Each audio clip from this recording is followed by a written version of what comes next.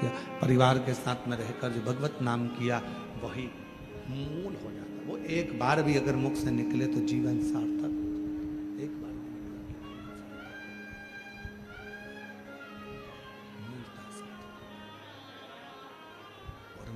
तेरे ही भरोसे बाबा, तेरे ही भरोसे हवा बीच उड़ती जावा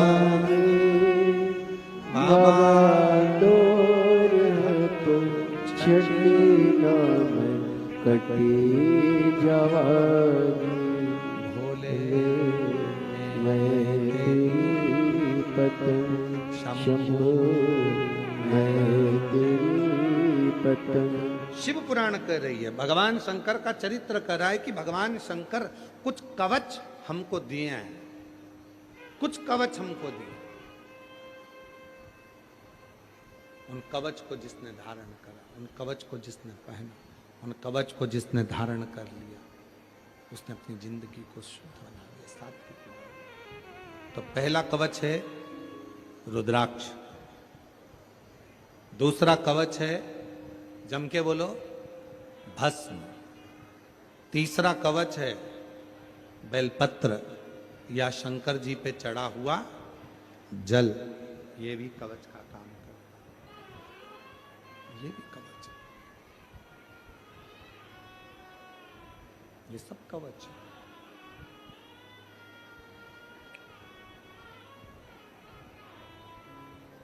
तो कई लोग कह देते हैं गुरुजी रुद्राक्ष हम पहनेंगे तो कोई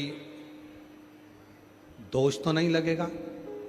पहले तो एक बात अपने चित्त में उतारिए, जितने भी सिद्धेश्वर शिव महापुराण की कथा को यवतमाल जिले के आरणी में श्रवण करने के लिए आए हैं और कथा के मंडप में बैठे हैं, या टीवी पर या आस्था चैनल पर या सोशल मीडिया पर इस कथा को सुन रहे हो, तो पहले सिद्धेश्वर शिव महापुराण की कथा सुनने से पहले अपने अंदर से एक बात निकाल दो, डर।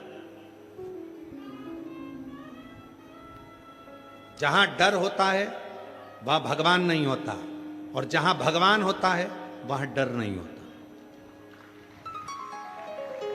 दो चीजें हैं, अपने भीतर से एक चीज निकालना है तुमको इस सिद्धेश्वर शिव पुराण के प्रथम दिन, अपने भीतर का डर। डर कौन सा? मैं मंदिर में गई, पूजन में ये कमी रह गई, भगवान मुझे पाप देंगे, भगवान मुझे कष्ट देंगे, मुझे दुख देंगे, मेरी पूजन में ये कमी रह गई।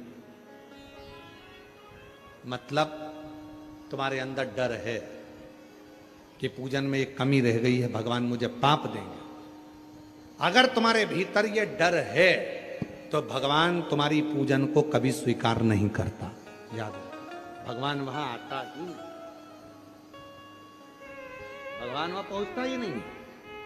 जिस दिन तुमने अपनी बुद्धि से ये निकाल दिया, जिस दिन तुमने अपने विचारों से निकाल दिया कि नहीं मैंने पूजन करी है, हो सकता है बेलपत्र मैंने गलत तरीके से चढ़ा दी, हो सकता है कि मैंने दुर्वा गलत तरीके से चढ़ा दी, हो सकता है चावल मुझे ऐसे चढ़ाना था, हो सकता है जल मुझे ऐसे चढ़ाना था, हो सकता है कि मुझे पूजन ऐसी करना थी, और पूजन में अगर कोई गलती भी हो गई तो डरने की बात नहीं। हमारे बाप की पूजन करिए, हमारे पिता की पूजन करिए, हमारे बाबुल की पूजन। मेहमान घर में आएगा तो तुमको थाली लगाना पड़ेगी, चौरंग लगाना पड़ेगा, चौरंग के साथ में रंगोली डालना पड़ेगी। मेहमान आएगा, अब देख लो, अपने घर के पिता को, अपने घर के बाप को भोजन कराना और मेहमान को भोजन कराना, दोनों में कितना अंतर, जरा ध्यान देखना।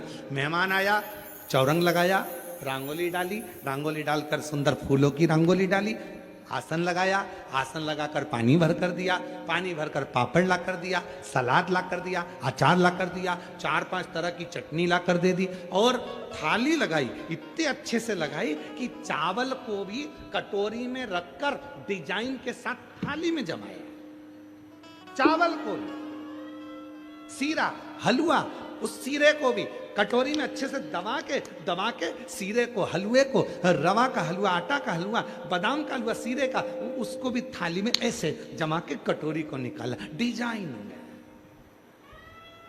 अचार भी डिजाइन में छोटी कटोरी में, नमक भी छोटी कटोरी में, बड़ी कटोरी में खीर, चम्मच को भी 4 बार पोंछ के रखी। क्यों?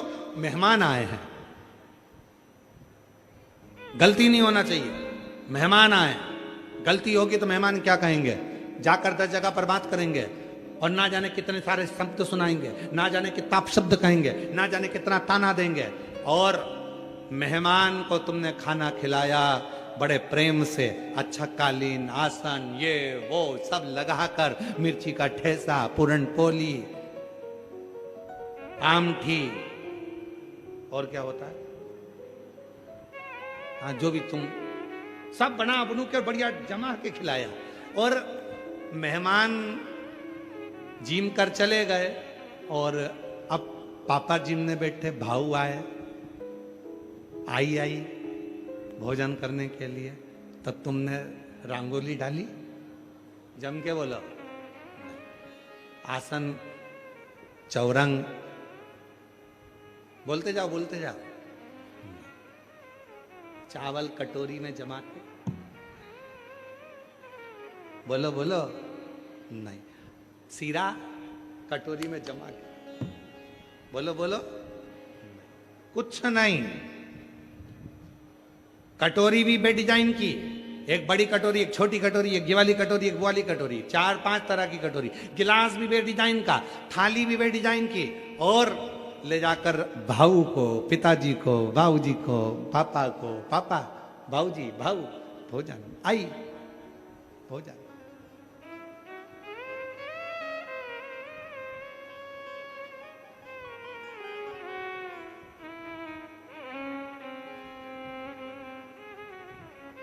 भाऊ ने कुछ कहा, जम के बोलो, आई ने कुछ कहा नहीं। क्यों? क्योंकि वो जानती है ये मेरा बच्चा है, वो जानती है ये मेरी बहू है, वो जानती है ये मेरी बेटी है। और मुझे अगर भोजन ला कर दिया है तो उसने भाव से ला कर दिया है, दिखावे से नहीं। दिखावे की जरूरत दूसरे को पड़ती है, मेरे महादेव को, मेरे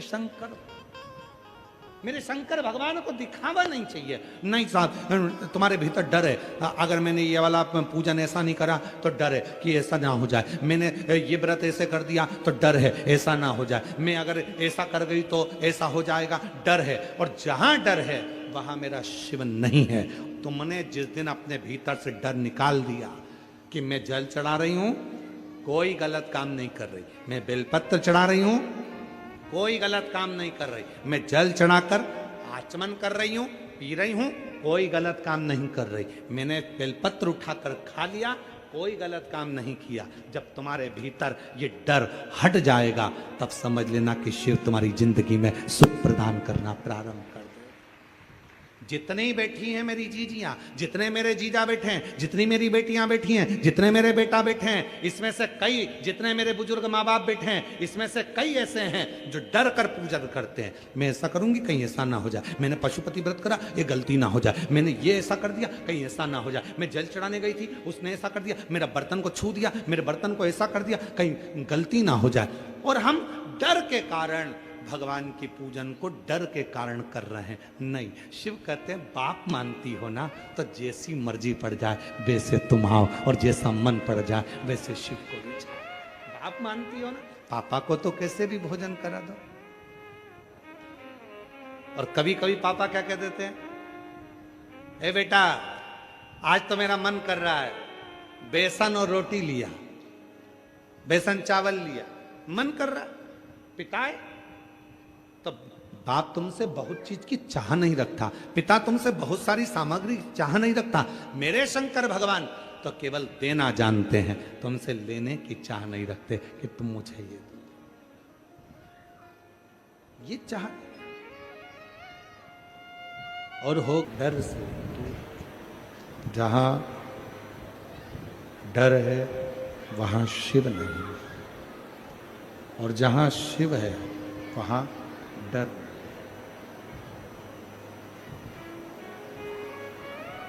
हे बाबू,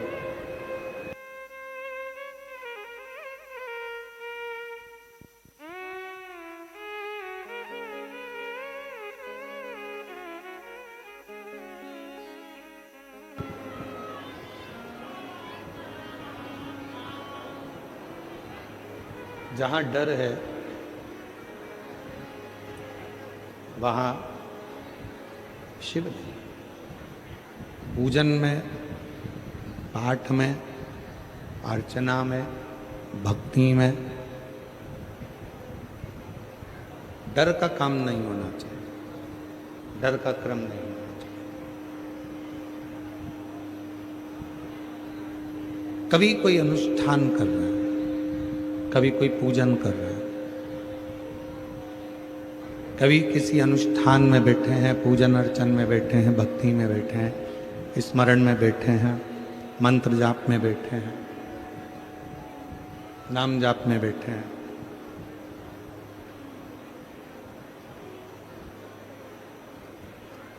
डरना नहीं। कोई कह दे तुमसे कि तुमने ऐसा कर दिया और इससे तुम्हें पाप लगेगा, डरना। कोई कह दे तुमने ऐसा कर दिया और तुम्हें दोष लगेगा, डरना। हम हमारे पिता की पूजन कर रहे हैं और जब शिव को अपना बाप मानकर, अपना पिता मानकर जब हम एक लोटा जल समर्पित करते हैं, तो भगवान शंकर को हम एक लोटा जल समर्पित करते हैं।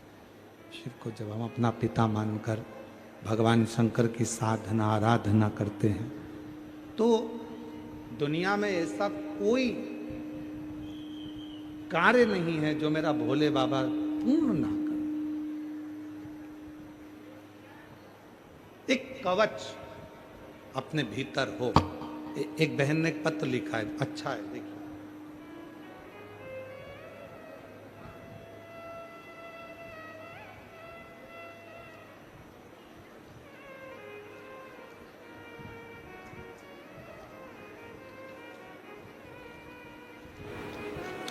पहले तो उसने फाइल लगाई है अपनी मेडिकल की, और बाबा को मैं नमन करने के लिए आई हूं। शिव तत्व किसको कहते हैं? शंकर की अविरल भक्ति, एक विश्वास की भक्ति।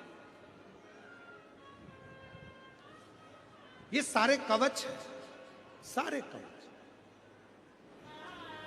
भस्म कवच है, रुद्राक्ष कवच है। शिवजी पे चढ़ा हुआ जल जब हम आचमन करते हैं, और हम आप लोगों से निवेदन करेंगे, किसी का कहना मत मानो, आप तो सीहोर वाले महाराज का भी कहना मत मानो।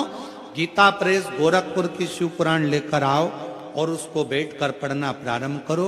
उसमें आपको मिलेगा विद्धेश्वर संहिता में कि शंकर भगवान पर चढ़ाया हुआ जल जब हम पीते हैं तो अपने 3 पाप, कायिक, वाचिक और मानसिक 3 पाप हमारे समाप्त हो जाते हैं। वो कवच का काम करते हैं, वो जल।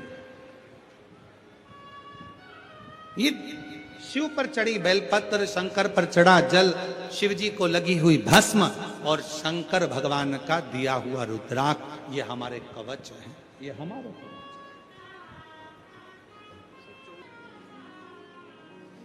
शिव तत्व किसको कहते हैं? शिव की अविरल भक्ति। ये वो कवच हैं जिन कवच को हम धारण करते हैं। कोई कितना भी कहे कि शंकर पर चढ़ा जल मत पियो, तुम शिव जी पे जल चढ़ाओ, मेरी मेरा शिव, मेरा उघड़, मेरा शंभु, मेरा त्रिकालदर्शी, मेरा कैलाश, मेरा अविनाशी, ये मेरा शिव। साधना करो और ऐसे दयालु नाथ से रिश्ता बनाइए, ऐसे दयालु नाथ, बोलो बोलो बोलो, रिश्ता बनाइए, मिलता रहेगा आपको जो कुछ भी चाहिए,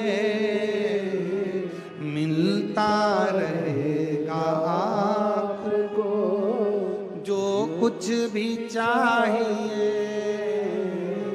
ऐसा करिश्मा होगा जो हुआ कभी नहीं, ऐसा करिश्मा होगा जो हुआ कभी नहीं, मांगा है भोलेनाथ नाथ से वरदान